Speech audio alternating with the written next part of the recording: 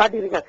வெறும்னா வாய் வார்த்தைகளால வாய் ஜாலத்தினால என்னால புள்ளி விவரத்தோட எடுத்து வச்சிருக்காங்க. அதன் அடிப்படையில் நாங்க என்ன கேட்கிறோம் அப்படின்னா, செக்குலர் ஸ்டேட் மத சார்பற்ற நாடு தான். உங்களுடைய கருத்துக்கு நான் உடன்படுறோம். ஒரு சமுதாயத்தை கொடுக்குறாங்க, அது மத சார்பற்ற ஒரு கருத்தாக வரும். நாங்க அந்த உடன்பாடு கேட்கலாம். எல்லாருமே ஈவனா. என்னுடைய கருத்து என்னன்னாக்க, ஈவனாக்க 100% இன்னைக்கு நம்ம இந்தியாவில வந்து த்ரூஅவுட் இந்தியாவில் ஒரு கோஷம் மேலோங்கி வருது. என்னன்னா, ஜாதி மத மொழி வாரி கணக்கெடுப்பு எடுத்து அதுக்கு நீங்க வந்து அவங்க ஊதிய சதவீதத்துல வந்து பங்கீடு கொடுங்க. அரசியல், கல்வி, வேலை வாய்ப்பு மற்றும் அதிகாரம் இவற்றில் வந்து பகிர்ந்தளிப்பு கொடுங்க அப்படின்றத என்னுடைய வாதமும் கூட. இன்னைக்கு எங்களுடைய சமுதாயம் பின்தங்கி இருக்கிறது ரங்கநாத் கமிஷனுடைய அறிக்கையை வச்சு நாங்க கேட்கிறோமே தவிர நீங்க அதுக்கும் உடன்பட மாட்டேங்க. பிஜேபி ஆனது அந்த ஜாதி வாரி கணக்கெடுப்புக்கும் உடன்பட மாட்டீங்க, ஒரு மத சார்பற்ற இடஒதுக்கீடும் உடன்பட மாட்டீங்க. காலத்துக்கும் பாத்தீங்கன்னா நாங்க 2% 1% எல்லாத்துக்கும் புறக்கணிப்பு செய்திருந்தோம். அது எந்த விதத்தில் நியாயமா இருக்கும் மேடம்? அவங்களுக்கு தெளிவாக விளங்க வேண்டும். நீங்க சொல்றதெல்லாம் உடன்பட மத சார்பற்ற நாடுதான், எந்த ஒரு மதத்தையும் தூக்கி பிடிக்கிறதுக்காண்டி இல்லை. ஆனா இன்றைய அரசியல் களங்களில் நீங்க நன்றாக தெரியும். தயவு செய்து பிஜேபியா இருந்தாலும் காங்கிரஸா இருந்தாலும் தெளிவாக ஒரு விஷயத்துக்கு புரிந்துணராக வேண்டும். சிறுபான்மையினருடைய வாக்கு வங்கியை பயன்படுத்தாமல் எந்த ஒரு ஆட்சி கட்டிலும் அமர முடியாது என்று தயவு செய்து கூர்ந்து எங்களுடைய சமுதாயத்தை கைதூக்கி ஒரு மாதிரி தாழ்மையுடன் கேட்டுக்கொள்ளுன்னு அண்ணன் பிஜேஆர் அவர்களுக்கு அஸ்ஸலாமு அலைக்கும்.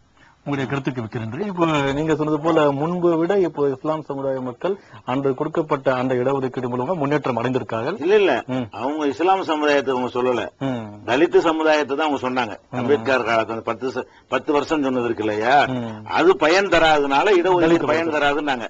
நம்ம என்ன சொல்றோம்டா, தலித் சமுதாயத்துக்கு பயன் தந்திருக்கிறது. அதாவது நோயுடைய அளவுக்கு தகுந்தவாறு சிகிச்சைக்கு டைம் எடுக்கும். இவங்க அந்த அளவுக்கு பள்ளத்துல போட்டு வச்சிருந்ததுனால இந்த இடஒதுக்கீட்டுனால ஒரு அளவுக்கு அவங்களை தூக்கி விட முடியுது. போதுமானதா இல்ல, இன்னும் கொஞ்சம் தூக்கி விடுவோம். 10 வருஷமா எக்ஸ்டென்ஷன் பண்ணிக்கிட்டே இருக்கிறாங்க. சரி, அது பயனற்றது என்பது உங்க மேடமுடைய அவங்க கொள்கையா கட்சி கொள்கையான்னு நான் கேட்க விரும்புறேன். பயனற்றதுன்னா ஆட்சியில் இருக்கும்போது இடஒதுக்கீடு மொத்தத்தை எடுத்துட வேண்டியதானே? அதாவது எல்லாமே எடுக்க முடியாது. பயனடைந்தார்கள். ஆனால் வேண்டிய அளவு நம்ம என்ன சொல்றோம் என்றால், இடஒதுக்கீடு என்று கொடுத்துக் கொண்டிருக்கும் பொழுது அந்த வேண்டிய அளவிற்கு அது பயன் எல்லாரும் வந்திருக்க வேணும். இப்ப 60 வருடம் போதும் ஏறக்குறைய. ஆக என்ன சொல்றேன் கேட்கிறேன், இப்ப இஸ்லாமிய இந்த சகோதரர் சொல்றதுல நியாயம் இருக்கிறது. நாங்களும் இது அவர்கள் நியாயம் இல்லை என்று நான் சொல்றதா தயவு செய்து யாரும் எடுத்துக்கொள்ள வேண்டாம். ஏனென்றால் பாரதிய ஜனதா கட்சியை பொறுத்தவரையில் எங்களுக்கு பேர் தான் அப்படியே தவிர ஏனோ நாங்க இந்து மதத்திற்காக அவங்களுக்காக தான் பேசுறோம் என்றில்லை, இந்த சமுதாயத்திற்காகத்தான் பேசுகிறோம். ஆனால் இதில் குற்றவாளி யார்? அந்த ரூட்டிங்கை ஏன் கண்டுபிடிக்க மறுக்கிறார்கள்? குற்றவாளி யார்? ஏன் இடஒதுக்கீடு கொடுத்தால் அதை வாங்கிக் கொண்டு சரியான முறையில் ஏன் முன்னேறவில்லை? ஒன்று. இன்னொன்று, 60 ஆண்டு காலம் சுதந்திரத்திற்கு பின்பு ஒரு சமுதாயத்தை யாரும் அழுத்தி வைக்கல. ஆக நீங்க ஏன் அந்த வாய்ப்பை பயன்படுத்தவில்லை? இப்போ காமராஜர் எல்லாத்துக்கும் இலவச கல்வி கொடுத்தார். இஸ்லாமியர்கள் படிக்க வேண்டாம் என்று நான் குற்றம் சொல்லவில்லை. ஆனால் காமராஜர் என்ன கொடுத்தார்? இலவச கல்வி எல்லா இடத்துலயும் தான் கொடுத்தார். இஸ்லாமிய சகோதரர்கள் படிக்க வேண்டாம் என்று சொல்லவில்லையே. அப்ப அவர்கள் ஏன் படிக்கவில்லை? என்னோட கணவர் மிகப்பெரிய நெப்ராலஜிஸ்டா இருக்கு. அவங்க சொல்லுவாங்க, நான் காமராஜரின் திட்டத்தில் தான் நான் படித்தேன் என்று. இன்னைக்கு மிகப்பெரிய மருத்துவராக இருக்கிறார். அப்போ காமராஜர் இன்னைக்கு இப்படி சொல்லலையே. இவங்க சொன்ன மாதிரி இஸ்லாமியர்களுக்கு கொடுக்கிறேன், இஸ்லாமியர்கள் கொடுத்த நிலையில் படிக்கவில்லை. அவங்க ஏன் அதை உபயோகப்படுத்திக் கொள்ளவில்லை? தொடர்ந்து பேசுவாங்க. தொடர்புள்ளார். வணக்கம், நெஞ்சுக்கு நீதி. ஹலோ, நாங்க கொட்டக்குடியில இருந்து பேசுறோம். சொல்லுங்கம்மா. அதாவது எங்களுக்கு பிஜேபி ஆதரவு கொடுத்தா நாங்க நல்லா இருக்கும்னு நினைக்கிறோம். ஏன்னா முஸ்லீம்கள் நாங்க பின்தங்கி இருக்கோம் அப்படின்னு சொல்லிட்டு பிஜே சொல்லிட்டு இருக்காங்க. அது உண்மைதான். எங்களுக்கு அந்த அமைப்பினர் ஆதரவு அதிகமா கொடுத்தாங்கன்னா நான் அவங்களுக்கு ஓட்டுக்கு கரெக்டா இருக்கும். இந்த ஜூலை 4 நாங்க போராட்ட செஞ்சதுல எல்லா அமைப்புகளுமே இப்ப டிஎன்டிஜி மேல ஒரு சரி இடஒதுக்கீடு கொடுப்பாங்க அப்படிங்கிற ஒரு நம்பிக்கையில இருக்கோம். அதனால அது நாங்க பிரச்சாரம் இந்த பேரணி மூலமா மறுநாள் அவங்க டெல்லி போயிட்டு வந்ததுல இருந்து எல்லாத்துலயுமே நாங்க அந்த ஒரு நிலையில இருக்கோம். கண்டிப்பா பிஜேபி அந்த அமைப்பு எங்களுக்கு ஆதரவு கொடுத்தாங்கன்னா கண்டிப்பா எங்களுக்கு இடஒதுக்கீடு கொடுக்கறதுக்கு இல்ல. அதுதான் நானே சகோதரி ஒன்றை புரிந்து கொள்ள வேண்டும். நாங்க அதற்கு எதிராக நான் பேசவில்லை.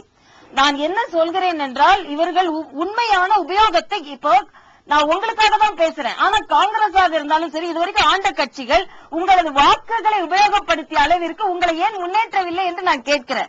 60 ஆண்டு காலமாக இடஒதுக்கீடு கேட்டு ஒரு மிகப்பெரிய சமுதாயம் போராட வேண்டி இருக்கிறது என்ற ஒரு நிலைப்பாடு ஏன் என்று கேட்கிறேன். உதாரணத்திற்கு சொல்கிறேன், குஜராத்தில் நல்லதையும் பார்க்க வேண்டும். நாம் குஜராத்ல என்னன்னா, நல்ல இப்போ தேசிய அளவில் அண்ணனுக்கு தெரியும், தேசிய அளவில் இஸ்லாமியர்களின் படிப்பறிவு சதவீதம் 46.5%.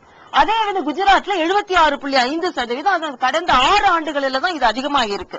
ஆனா அங்க வந்து சலுகைகள் என்று தனியாக கொடுக்கவில்லை, தாஜா செய்யற போக்கு என்று தனியாக எதுவுமே கொடுக்கவில்லை. ஆனால் அங்கே எல்லாருக்கும் கொடுக்கிற அந்த கல்வியில உள்ள ஒரு ஸ்டெபிலிட்டி அண்ட் அவர்களுக்கு கொடுக்கிற உதவி அவர்களை தானாகவே உயர்த்தி இருக்கிறது. நான் நினைக்கிற வளர்ச்சி இப்படித்தான் வர வேண்டும் என்று நினைக்கிறேன். ஆக நீங்க இடஒதுக்கீடு என்று பேசிக்கொண்டே நமக்கு வேண்டியது கிடைக்காது. அது நான் ஏற்கனவே ஒரு கேள்வி கேட்டேன். காமராஜர் திட்டத்துல எல்லாருக்கும் தான் அவர் கல்வி, இலவச கல்வி என்று கொடுத்தார். அது இந்துக்கள் வந்து படிங்க, இஸ்லாமியர்கள் வந்து படிக்க வேண்டாம் என்று சொல்லவில்லை. ஏன் அந்த சமுதாயம் அதை பயன்படுத்திக் கொள்ளவில்லை? நல்ல கேள்வி. அந்த கேள்விக்கு என்னன்னா, காமராஜர் கொடுத்த கல்வி இருக்கு இல்லையா, அவர் வந்து ஆரம்ப கல்வி தான் கொடுத்தார், இலவச கல்வி. கல்லூரிக்கெல்லாம் கட்டணம் கொடுத்தா படிக்கணும், ஆரம்ப கல்வி தான் கொடுத்தாரு. அந்த கல்வி எங்க சமுதாயம் படிச்சாங்க, படிக்காம இருக்கல. எங்க சமுதாயத்துல 4ஆம் கிளாஸ் 5ஆம் கிளாஸ் படிச்சவங்க இருக்கத்தான் செய்யறாங்க. கல்லூரி படிப்பை இலவசமா கொடுத்ததுதான் பட்டதாரி ஆக முடியும். அப்ப காமராஜர் கொடுத்த அந்த இலவசத்தை நாங்கள் பயன்படுத்தல என்று சொல்வது தவறான ஒரு வாதம். இன்னொரு விஷயம் என்னன்னு கேட்டா, இந்த உயர்கல்வி படிக்காமல் இருப்பதற்கு ஒரு அடிப்படை காரணம், இடஒதுக்கீடு இல்லாத ஒரு காரணம். வெள்ளையர்களை எதிர்த்து போராடக்கூடிய நேரத்தில் வெள்ளையர்களை எதிர்க்க வேண்டும் என்பதற்காக வேண்டி எங்க அப்பன் பாட்டன்மார்கள் ஒரு தப்பான முடிவு எடுத்தாங்க. என்ன எடுத்தாங்கன்னா, ஆங்கிலம் படிக்க கூடாது, ஹராம்டா இஸ்லாத்துல பாவம் அர்த்தம். அப்ப ஆங்கிலம் படிக்கிறது ஹராம், பாவம் அப்படின்றாங்க. ஏன் அப்படி சொன்னாங்கன்னா, அப்பதான் வெள்ளையர்கள் மேல கோபம் வரும், வெள்ளையர்களை எதிர்ப்பாங்க, பள்ளிவாசல்லாம் அந்த பிரச்சாரத்துக்கு பயன்படுத்தினாங்க. அந்த மாதிரி ஒரு வெறுப்பை உண்டாக்குனதுனால படிச்சவங்க எல்லாம் படிப்பை விட்டு வந்துட்டாங்க.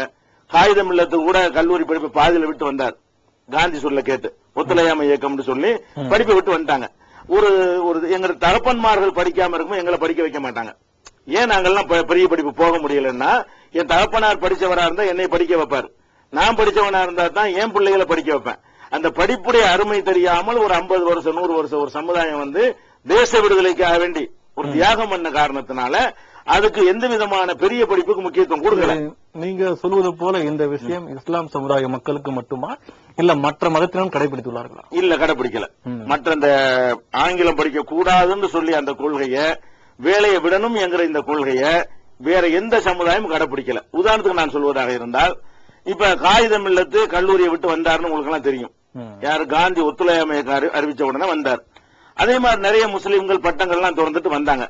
இந்த காகிதம் இல்லத்தோட அரசியல் பண்ணாங்க இல்லையா, அந்த தலைவர்கள்லாம் பாருங்க பட்டதாரியா இருப்பாங்க. அவர் காலத்தில் வாழ்ந்த அறிஞர் அண்ணாவா இருக்கட்டும், நெடுஞ்செழியனா இருக்கட்டும், மதியழகனா இருக்கட்டும், கிருஷ்ணசாமியா இருக்கட்டும், அவங்க எல்லாருமே அன்பழகன், இப்ப இருக்கிற அன்பழகனா இருக்கட்டும், எல்லாருமே படித்து பட்டதாரிகளா இருந்து அரசியல் பண்ணும் பொழுது இவர் ஒரு ஆள் தான் படத்தை விட்டுட்டு வந்து அரசியல் பண்ணார். ஒரு உதாரணத்துக்காக சொல்றேன். இப்படிதான் பொதுவாகவே நாடு முழுவதும் உள்ள நிலை இருந்தது. அப்ப நம்ம மக்கள் வந்து வெள்ளக்காரனை வெறுக்கிறோங்கிற பேர்ல தப்பான முடிவு எடுத்தாங்க. மொழியை வெறுத்தாங்க, பேண்ட் போடுறத ஹராம்டாங்க, கிராப் வெட்டக்கூடாதுன்னாங்க. மதத்தின் பேர்ல வெள்ளையனை ஒழிக்கணுங்கிறதுக்காக வேண்டி ஒரு எக்ஸ்ட்ரீமா போயிட்டாங்க. அது மத்தவங்க எக்ஸ்ட்ரீமா போகல. அப்ப காந்தியுடைய சொல்ல கேட்கல, வெள்ளையனை பின்தொடரக்கூடாது, எந்த வகையிலும் பின்தொடரக்கூடாதுன்னு போனதுலதான் நம்ம படிப்பில்லாத சமுதாயம் போனோம். அதே நேரத்தில் ஒரு 100 ஆண்டுக்கு முன்னாடி போய் பாத்தீங்கன்னு சொன்னா மற்ற சமுதாயங்களோட கூடுதல் படித்த சமுதாயம் முஸ்லீமா இருந்தாங்க. இது இந்தியாவுல. இவர் சொல்லுது, ஐயா சொல்றது போல பார்க்கும்போது இஸ்லாம் சமுதாய மக்கள் பின்னடைவுக்கு ஒரு காரணம் என்னன்னு பார்க்கும்போது அவருடைய தேசப்பற்று ரீதியாக சென்ற முறையும், அதே மாதிரி காமராஜர் சொன்னது ஆரம்ப கல்வியாளர்கள் சரியான கல்லூரி படிவை அவர்கள் தொடர்ச்சி கேட்கிறேன். அரசாங்க கல்லூரிகள் இல்லையா? முழுவதுமாக இலவசமாக உள்ள அரசாங்க, அதில் எத்தனை சதவீதம் இஸ்லாமியர்கள் படிக்கிறார்கள்? இதற்கு முன்பு மேடம் சொன்ன மாதிரி அரசு கல்லூரிகள் இருக்குது, ஏன் படிக்கவில்லை என்ற ஒரு கேள்வி எடுத்திருக்காங்க. அதாவது இஸ்லாம் சமுதாய மக்கள் வந்து பொதுவாக பார்க்கும்போது வியாபாரத்தில் முன்னேற்றம் அடைந்திருக்காங்க, அவங்களுக்கு வந்துட்டு அந்த எண்ணங்கள் இல்லை, கல்லூரியில் இல்லாத மாதிரி ஒரு கேள்விக்குறி இருக்கு.